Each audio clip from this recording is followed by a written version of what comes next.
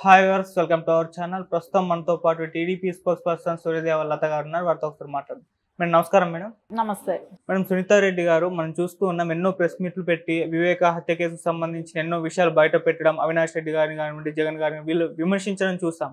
అయితే ఇప్పుడు కడప జిల్లా కోర్టు ఏం చెప్తుందంటే ఎటువంటి ప్రచారాల్లో వివేక హత్య కేసుకు సంబంధించి మాట్లాడకూడదు అని చెప్పేసి వీళ్ళకైతే ఆకాంక్షలు విధించడం చూస్తున్నాం. మరి ఏం జరిగింది, ఎందుకంటారు మేడం?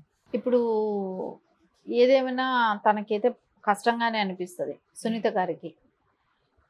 మనం గతంలో నుంచి కూడా చూసుకుంటే ఎప్పుడూ కూడా ఇలాంటి రెస్ట్రిక్షన్స్ ప్రచారం చేసేటప్పుడు ఇది చేయండి అది చేయండి అనేది ఎప్పుడు రాలేదు. కానీ మొన్న ఈసీ కూడా ఏం చెప్పింది, నారా చంద్రబాబు నాయుడు గారిని దూషించడమే కానివ్వండి, కొట్టండి, చంపండి, నరకండి, కాల్ చేయండి, ఇలాంటి మాటలన్నీ కూడా మాట్లాడినప్పుడు కూడా జగన్మోహన్ రెడ్డి తర్వాత ఆయన ఈసీ మందలించడం జరిగినప్పుడు కూడా మళ్ళీ తిప్పి వాళ్ళు మాట్లాడుతున్నా కూడా ఎక్కడ చర్యలు తీసుకోవట్లేదు. సో మనకు అది స్పష్టంగా కనపడుతుంది. కానీ జరిగిన ఇన్సిడెంట్ గురించి వాళ్ళు పోరాడుతుంటే సో దాన్ని మాట్లాడకండి అని చెప్పటం అంటే ఆ జిల్లాలో ఉన్న నా వైసీపీ నాయకుడి చేత కేసు వేయించటం. సో దానిలో ఎవరెవరు పేర్లు పెట్టారని అంటే షర్మిల గారు, సునీత గారు, చంద్రబాబు నాయుడు గారు, లోకేష్ గారు, పవన్ కళ్యాణ్ గారు, పురంధరేశ్వరి గారు, బీటెక్ రవి గారు. సో వీళ్ళ పేర్లు పెట్టి వీళ్ళు పలుమార్లు ఆ వివేకానంద రెడ్డి గారి హత్య గురించి ప్రస్తావిస్తున్నారు. వీళ్ళు బహిరంగ సభల్లో మాట్లాడుతున్నారు, మాట్లాడకూడదు అని వాళ్ళు కోర్టుకు వెళ్ళటం జరిగింది. సో కోర్టు కూడా వాళ్ళకి ఫేవర్గానే ఇచ్చింది కాబట్టి దీన్ని హైకోర్టుకి అప్పీల్ చేసుకునే అవకాశం ఉంది కాబట్టి ఖచ్చితంగా హైకోర్టుకి వెళ్తారు. కానీ నెక్స్ట్ వాయిదా కూడా ఉంది, దానికి 30వ తారీఖుకి వాయిదా ఉందని ఇచ్చారు. అంటే ఆ వాయిదా అంటే మళ్ళీ నెక్స్ట్ దాన్ని ఎందుకు వాయిదా పొడిగించారో కూడా తెలియట్లేదు.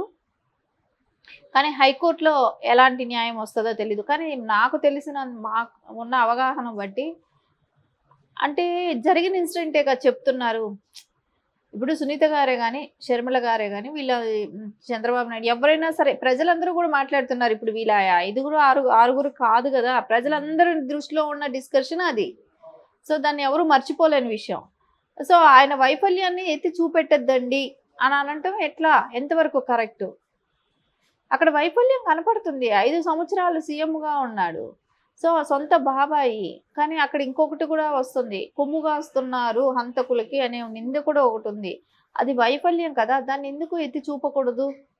సో దానికి కోర్టు ఎలా ఇస్తుందో కూడా అది ఇంకా కూడా తెలియట్లేదు.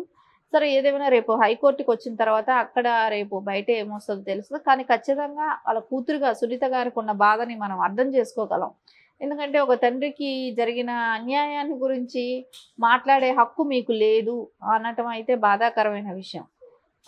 దాన్ని వాళ్ళు ఎలా రిసీవ్ చేసుకుంటున్నారు అంటే పబ్లిక్కి ఆల్రెడీ తెలుసు ఈ విషయాలన్నీ కూడా.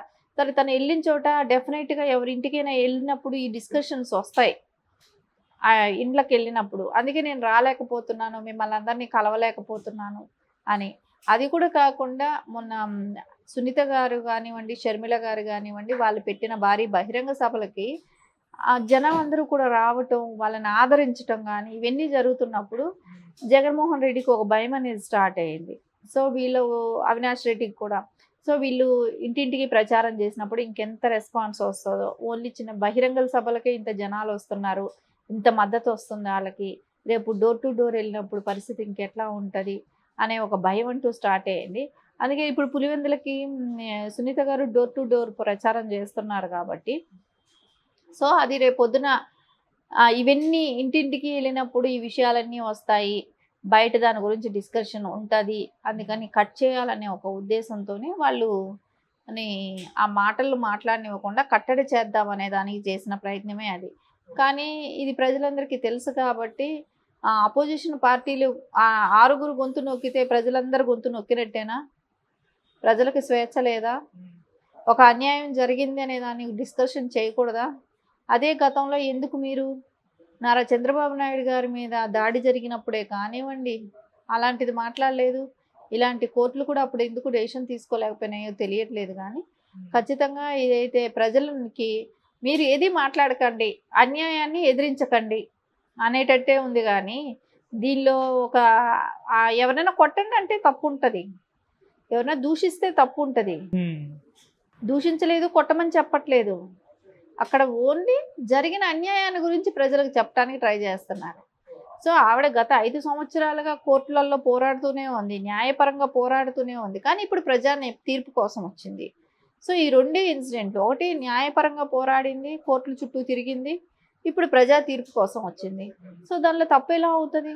వాళ్ళకి జరిగిన బాధ ఎవరికి చెప్పుకోకూడదు అనటం, ఖండించడం తప్పు కాదు కదా. ఇప్పుడు అపోజిషన్ పార్టీలైనా ఈ 5 ఏళ్ళు జరిగిన వైఫల్యాల గురించి, ఈ 5 ఏళ్ళు హత్య రాజకీయాల గురించి, వీటి గురించి అనేది పబ్లిక్ డిస్కషన్ రావాలి కదా. సో ఎలా గొంతు నొక్కుతాయి అనేది అయితే ప్రతి ఒక్కళ్ళకి కూడా, మేధావ వర్గాలే కానివ్వండి, అనాలిసిస్లే కానివ్వండి, అందరికీ కూడా ఒక చర్చించుకునే అవకాశం ఒకటి వచ్చింది. ఇది ఇలాంటివి కూడా ఉంటాయా? ఎందుకంటే రాజకీయాల్లో చేసిన ఎవరైనా అపోజిషన్ పార్టీ ఏదైతే తప్పులు చేస్తుందో అది వేలెత్తి చూపెట్టడమే బాధ్యత. సో వాళ్ళు చేసిన వైఫల్యాలన్నీ ప్రజల దృష్టికి వెళ్ళాలనేదే ఒక బాధ్యతతో ఇంకా పార్టీలు, ఇంకో అపోజిషన్ పార్టీలు వర్క్ చేస్తాయి.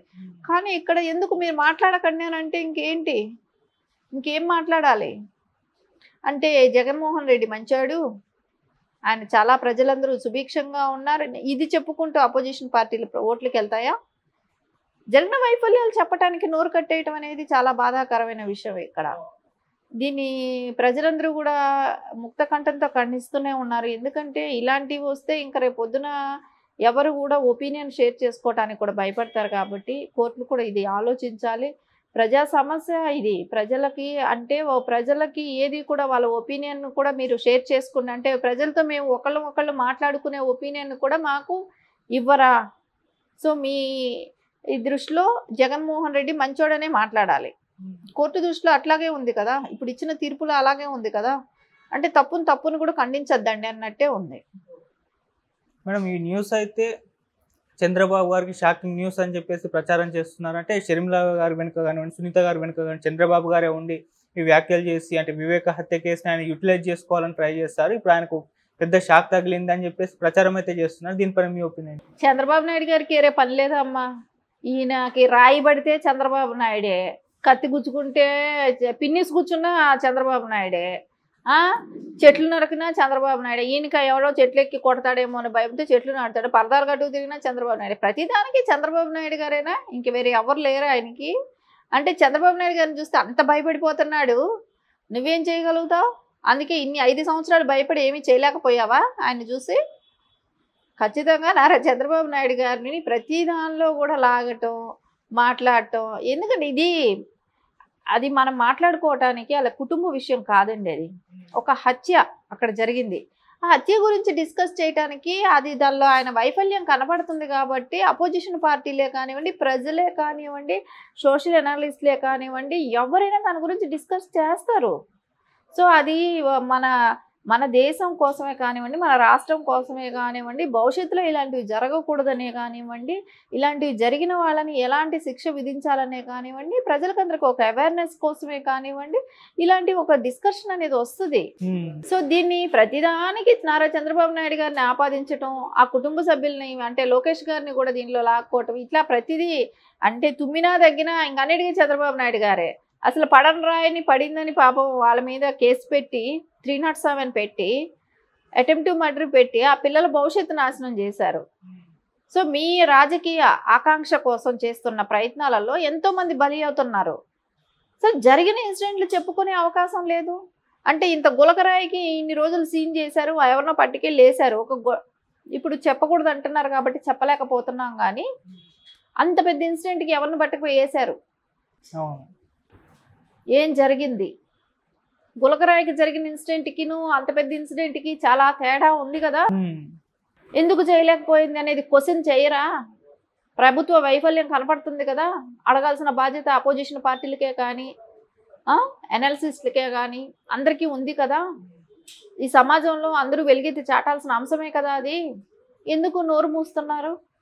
దీని మూలాన ఎవరు లబ్ధి చేకూరాలనుకుంటున్నారు? ఖచ్చితంగా ప్రజలందరికీ కూడా స్వేచ్ఛ అవసరం. అపోజిషన్ పార్టీలకైనా ఎవరికైనా కూడా తప్పును ఖండించాల్సిన అవసరం కూడా కనపడుతుంది. కాబట్టి ఈ ఎలక్షన్ క్యాంపెయిన్లో అందరికీ స్వేచ్ఛ అనేది ఇంపార్టెంట్. కాబట్టి అంటే ఒకళ్ళని దూషించటమో, వాళ్ళని చంపండి కొట్టండి అని ప్రేరేపించటమో తప్పు. అలాంటి వాటి మీద యాక్షన్ తీసుకోండి.